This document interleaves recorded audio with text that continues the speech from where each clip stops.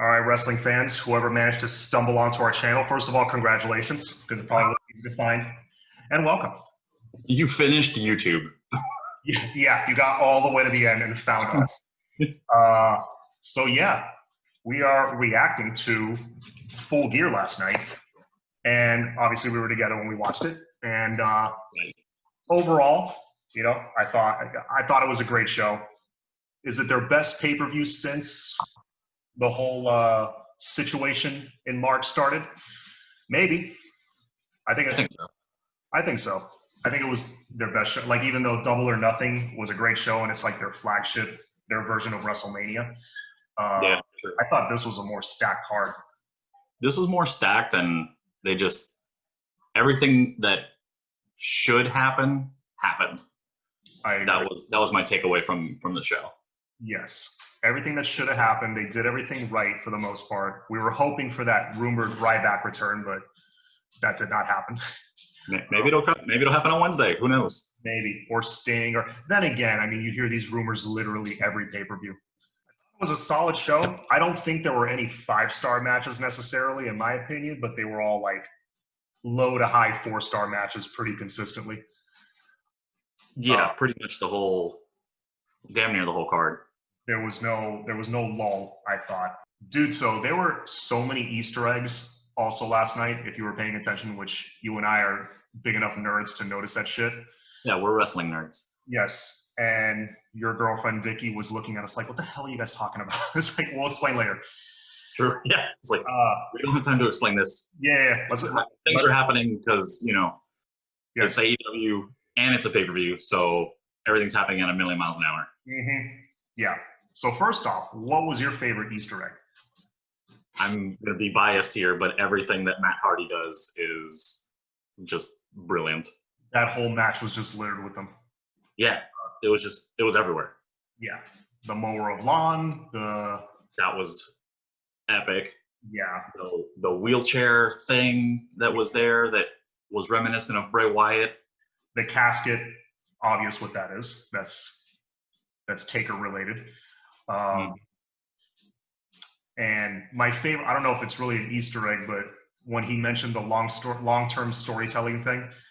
Oh, yeah, that was just funny. I laughed so hard. And you could hear like the crowd at Daly's place laughing. Yeah. He knows when to take a jab, and he did. Yeah. No, Matt Hardy just showed the older he gets, the more brilliant his work is, his character work, and I hope he doesn't stop because he's still in shape. He could keep going. He can keep going. I just hope he doesn't stop storytelling. Right. And if they ever do something with Sting, who's, a million years old, it could be like a cinematic match with him or, like a Firefly Funhouse style kind of thing. I don't know if he ever will go back to WWE, but it's got to be some kind of cinematic thing. He can't be live in the ring anymore. But anyway, another bunch of Easter eggs I liked was in the tag match. Oh, right. All the moves. I mean, they did every classic tag team, they did their finisher. One moment I loved, and I think I mentioned it out loud, the moment where the Revival, they're both in the submission and they're like reaching for each other to try to keep them from not tapping. I'm pretty sure that's how they lost to DIY. Like, it was the same exact thing, and they couldn't. Same positioning, same everything. That was a really cool spot. Yes, but they were able to get out of it because of Matt Jackson's knee, which, again, good storytelling. I think it lived up to the hype. They could have built it up more. I thought the build-up was a little weird, but yeah, like, you just knew the match itself would deliver.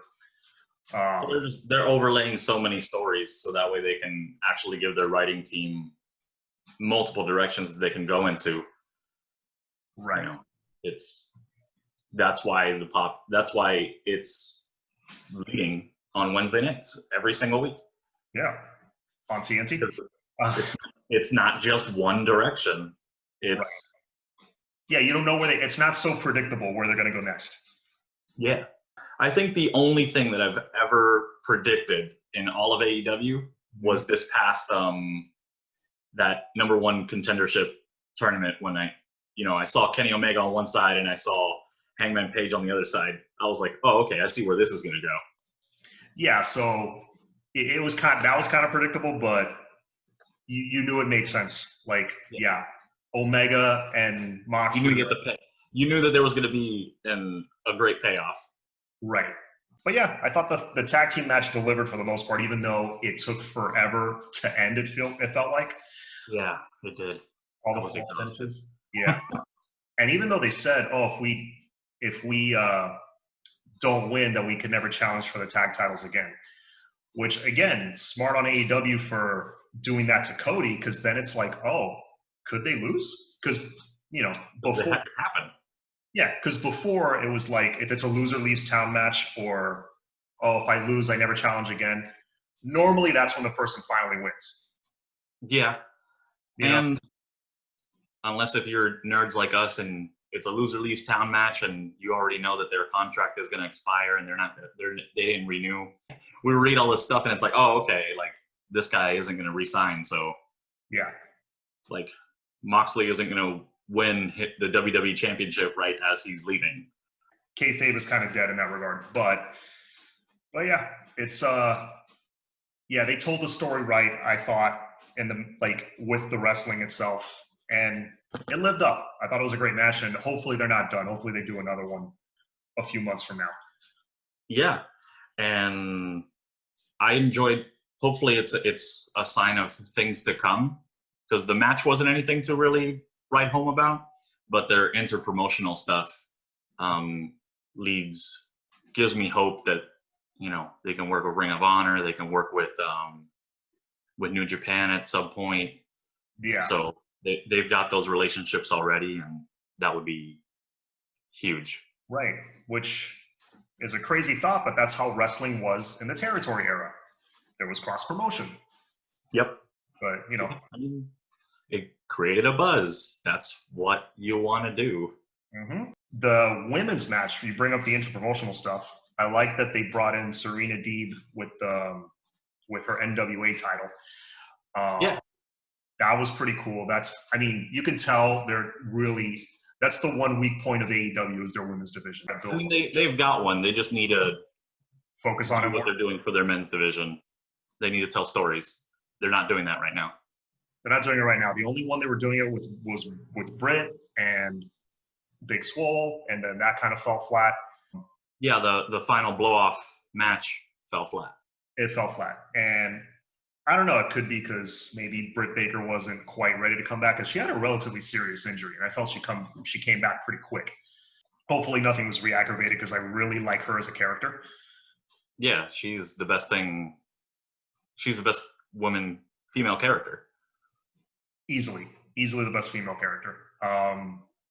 But yeah. Potentially, I'm not going to say that. Never mind. Yeah. I was going to say potentially in all of wrestling, but that's only because Becky Lynch is on maternity leave. Good point. Yes. But the women's match itself, I thought was solid. I think it was better than their last one. I like that little sadistic side that started to come out of Hikaru Shida. I hope they play with that a little more, because it makes her way more interesting. Yeah. Because they just need it. I mean, I suck. I'm a horrible fan. I don't watch Dark, so maybe they use her more on there. I'm just not like. I just don't see the female wrestlers a whole lot on Dynamite. Period. Apart from being ringside, that's it. They've got plenty of characters. They have, now that she's called Tay Conti, you have her. You have Anna Jay at the Dark Order. You have Diamante and, damn, I forgot her tag partner. Or this girl that Brandy Rhodes is mentoring. She kind of won this squash match, but I've heard good things about her. Yeah. So, you're right. On second thought, thinking deeper into the roster, yeah, they have girls they can push. The talent's there. You just gotta give them a story and let them tell it. So there was the women's match, the tag match. What else? Which one kicked off the show? It was Kenny Omega, Adam Page, right? I think that's what kicked off. That's what started the whole show. That was a good start to the show, I thought. A shorter match than I expected, but now looking ahead, the show ended at almost 11:45, so probably that was the plan. Yes, it was a very short match, but I thought it was good. It delivered for the most part. I thought it was a 4-star, 3.75 to 4-star match. I thought it was solid. You're never going to get a bad match with those two. It also showed me that because he did not turn heel officially, that little rivalry is not over. Yeah. Somebody has to turn on somebody. Yeah. Officially. Yeah. Because it's been like a year now. They've been hinting at like them breaking up or whatever. They haven't done it. Yeah. Yeah. So I think they're trying to figure out if they're going to do the cleaner gimmick or if they're going to make some sort of stable that's like reminiscent of Four Horsemen. Maybe. Or Evolution. I mean, you've got Arn Anderson and Tully Blanchard there. It's a no-brainer. You can do it with those two mentoring, like being the guys. And I really think that they can do it. So what was I saying? So yeah, first match good. They left the door wide open for more storytelling there. They're going to have another match, or they set the tone for the whole show. It was just solid match. Yeah, solid match, fast paced. Still, no one has ever kicked out of the One Wing Angel, which I like that they do that. Because it's going to make when someone kicks out of it, maybe Moxley kicks out of it, it would make it a huge deal. So that when Omega goes over against Moxley still looks like a badass. Yeah, that's true. Yeah. So second match. What was the second match? Refresh my memory. Second match. It doesn't have it. I'm looking at it here. I don't think it's in order. But we did have Cassidy and John Silver. That might have been the second match. Let's go with that. Orange Cassidy, easily one of my top 3 favorite wrestlers in wrestling right now. He continues to like. I keep thinking, man, they're gonna run out of shit for him to do. You know, like this little.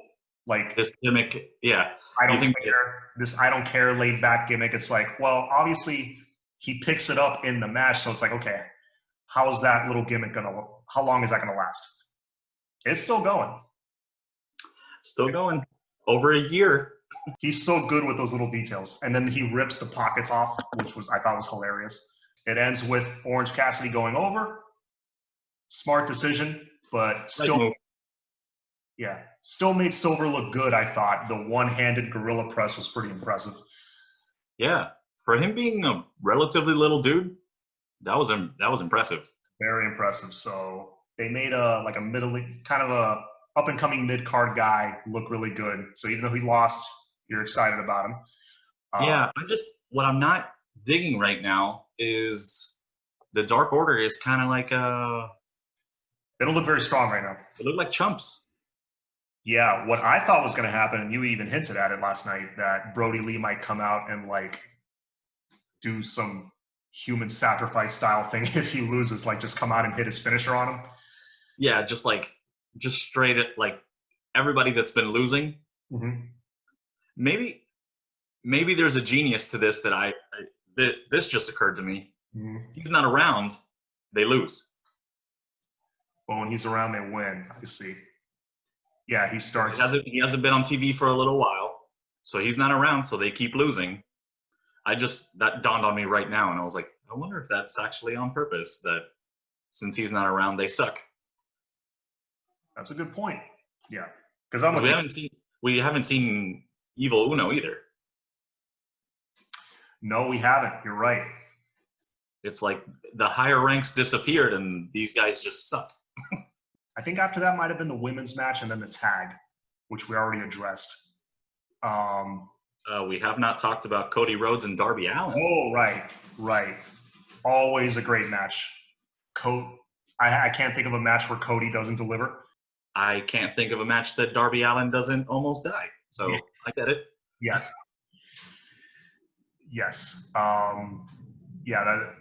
Like I said last night, I'm very concerned for his health every time he wrestles, but also that makes me want to watch him more.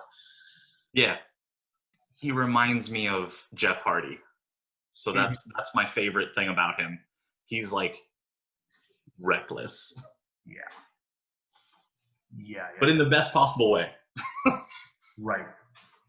No, absolutely. And he's so talented. Like you see, like how athletic he is in the ring, how quick he is. I thought it was time for him to have a major title. I thought it was done just at the perfect time. And And it was, and it's believable because had he taken, I wouldn't have bought it if he had taken it from Brody Lee. I agree. It's too much of a David versus Goliath, and he hasn't built that cachet yet. But he has wrestled and gotten close enough to beating Cody that it's like, okay, on the fourth try or whatever it was, okay, he finally got him. That's believable. Yeah, I think it was third. A third? I want to say it was the third time that they had an official fight. Yeah, and he had the one that the time ran out, like on one of the first episodes of Dynamite. And yes, you're absolutely right. And to roll him up with the pin, yeah, it was believable. And then Cody, again, he likes to do this a lot, doing heelish things during the match, but then at the end, grabs the belt, goes on one knee and hands it to Darby. I even thought when Darby went to the top rope to like hold up the belt and you couldn't see Cody off camera, I'm like, oh shit, he's gonna get him. He's gonna get him. Either this is like a long-term tease of Cody turning heel, which I think would be cool if they just like really drag it out, because I think that's what they're doing. Or he just they want him to and he doesn't want to turn heel. I think that he would be in on the that Four Horsemen thing that I mentioned earlier. Him, Omega, and potentially the Young Bucks. Maybe not. Maybe FTR. Just to switch it up. Yeah, I don't think it should be the Elite. That's going to be too predictable. Like I said, I think the Elite, as it stands right now, should break up. A couple should turn heel and a couple should stay face. I almost forgot. We had the run-in by Team Taz after the Cody and Darby match. So obviously, that's who Darby's going to feud with next. Maybe they might do like tag Darby and Cody versus those two guys. Okay.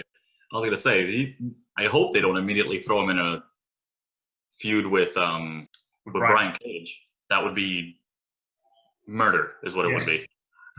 That would be murder. Like you said earlier, it wouldn't be believable if he just beats him and keeps going with the title. Because AEW, much like NXT, if you win the title, you're not just going to hot potato the title. You're going to hang on to it for a while. All right, so we covered all those. We covered the tag, the women. Last but not least, we got the co-headliners, the co-main event, which was MJF, Jericho, and then, of course, the main event. So MJF and Jericho, again, not shocked that Jericho can still go with a guy half his age, literally. And, yeah, also a hell of a match. And I loved how the ending, like how it ended. It wasn't a war. It wasn't a knockdown, drag-out kind of thing that would make Jericho look like, oh man, he's starting to get old. No, they were smart. They did like an Eddie Guerrero style thing where he just flipped them off and threw he was holding the bat. He flipped them off and he just went to the ground. The acting by Aubrey and everybody, I thought, was perfect, and then got the roll up and got the win. I only had one gripe with that entire match. What was that? And it was MJF not really mounting to a whole lot of offense. He got beat up for a good portion of it. I agree with that. MJF should have gotten... literally my only issue with it. Yeah, MJF should have gotten a lot more offense in. He's the younger, quicker guy. Yeah, he should have been able to quicken the pace of the match a little bit and just get his stuff in. It works because it's those two guys, but that's part of the problem with having a heel versus heel match. Like they typically use heelish tactics during the match. Both of them do. So, MJF wins a lot of matches with that ring. Storytelling was more important in that one than the match itself. Right. And they delivered on that. So solid co-main event, and then we got the bloody, gory main event that we were expecting. Moxley comes out with his badass entrance. It's my second favorite entrance in AEW, besides Cody's, obviously, with the cage thing going up and his music just going up. so cool. It's Cody's entrance is my favorite, maybe in all of wrestling right now. Now that we're not having the dead man. Yeah. Now that we're in post-Taker era of wrestling, which is so weird because literally in our lifetime we haven't seen that. Yeah, that's very true. Yep. But yeah, Cody's entrance is the best. But Moxley right up there. He comes out right away. They start hammering away at each other. Very stiff punches right to the forehead. He starts bleeding almost immediately. Kingston bleeding out the mouth maybe a few minutes in. I think that was a blood pill, but it looked good. It looked real for what they were doing. It's real to me, damn it. It's real to me. And to Kingston, it's definitely real. Oh yeah. It's not a work, as Simon Miller said. Yes. Shout out to What Culture. Shout out to What Culture. The war that we were expecting, obviously, great match. This is the one that I thought, well, this one and the tag match were the two closest to being a perfect 5-star match. It wasn't too long, although I wouldn't have minded if it went longer. But it wasn't too long. I thought it was just right. It was like maybe a 20-minute match at the most. The way, well, I'm not going to talk about the finish yet. I'm going to build up to it. The thumbtacks was obviously that had to make an appearance. Moxley getting dropped on it, I've seen this now being a wrestling fan for so long. I've seen this so many times. Somebody being dropped on the thumbtacks, and I know we're desensitized to it. We are, but we're not. I still cringe when it happens. Like when they're in midair and about to land on it, you're like, ugh.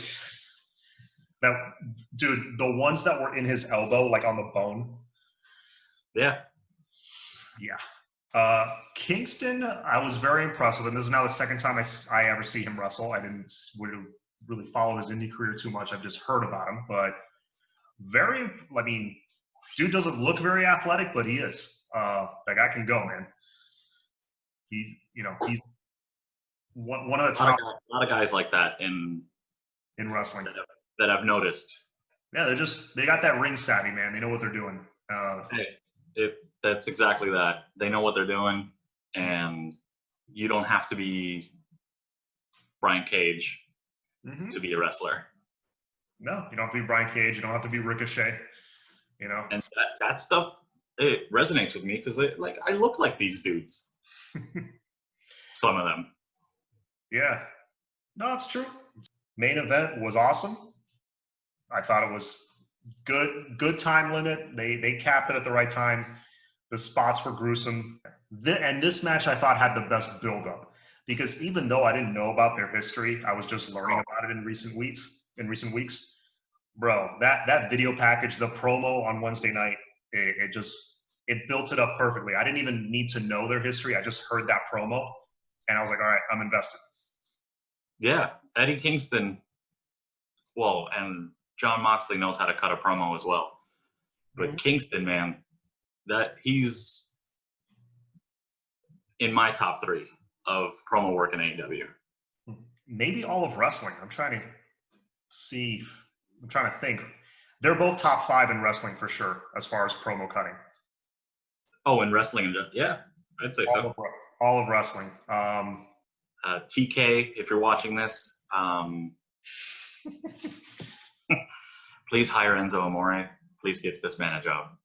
I need to hear this man talk again. I think you're not. He may be number 1, and he's not even active right now. He's been my favorite in recent years. Right. Eddie Kingston is getting up there, though. On the more and more I hear him, it's just impressive. Fantastic. Again, I barely just started watching the guy, and I already I love him.